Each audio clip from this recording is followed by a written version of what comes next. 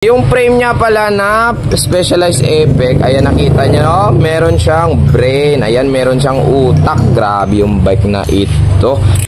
Hello po, magandang hapon sa inyo mga guys. Sigurado ko na mamimiss nyo naman na ako. Bali magbabike trip tayo. Ayan, kitang-kita nyo naman kung anong yung unit natin, diba? Ipapakita ko sa inyo isa-isa kung ano nakakabit dito. At syempre, dahil dinalangan natin sa atin to, ipapaayos niya.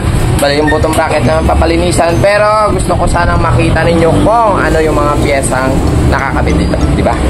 Mga guys, umpisa tayo dito sa kanyang frame set, no? Ayan, nakita nyo naman siguro. Yung frame niya pala na Specialized Effect, ayan nakita nyo, no? Meron siyang brain, ayan meron siyang utak. Grabe yung bike na ito. Uy, sana all.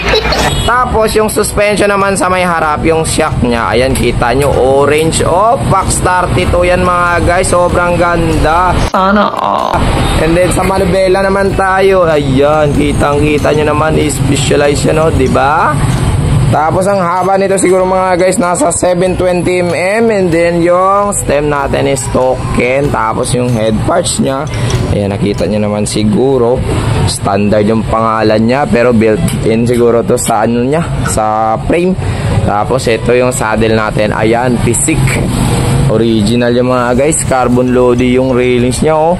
Tapos ang seat post nya ay wala ng pangalan. Eto, nabura na siguro. At syempre ang ating wheelset mga guys, yung hub natin is Industry 9. Ayan, kitang-kita nyo naman. Tapos yung spokes natin is DT Swiss. Ayan, ano ba itong M60 na carbon na tawag dito? Hinangag. Mga rim. NB ito mga guys, oh. Syempre ang sukat ng ating bike is 29.25 mga guys. Reconciliation na XCOTR ready. Oh my god, kita nyo naman. Tapos dito naman tayo, balik tayo sa brake set nya. Eto local lang, XTR. Grabe. Gago! Sobrang kargado talaga. Ayan, no, kitang-kita naman, diba? Tapos yung shifter X61. What? Tapos mamahalin yung ating grip dito, ragusa lang, putsik na. Wow! Tapos ayan mga guys, yung pedal natin ME700 na clutch pedal. Syempre ang kanyang crankset is GX. Hindi magkaparehas mga guys, no? Pero dito ako nabili, bo. Ayan, XX1 ang ating rear trailer.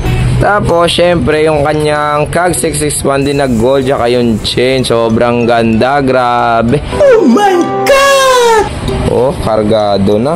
Sana all may ganitong bike, no? So nakita nyo na mga guys, no? Maraming salamat sa panood ninyo. At sana na-enjoy kayo sa aking panood. At sa panood sa aking pag-vlog. And then, God bless to all. Paalam. Bye-bye na po.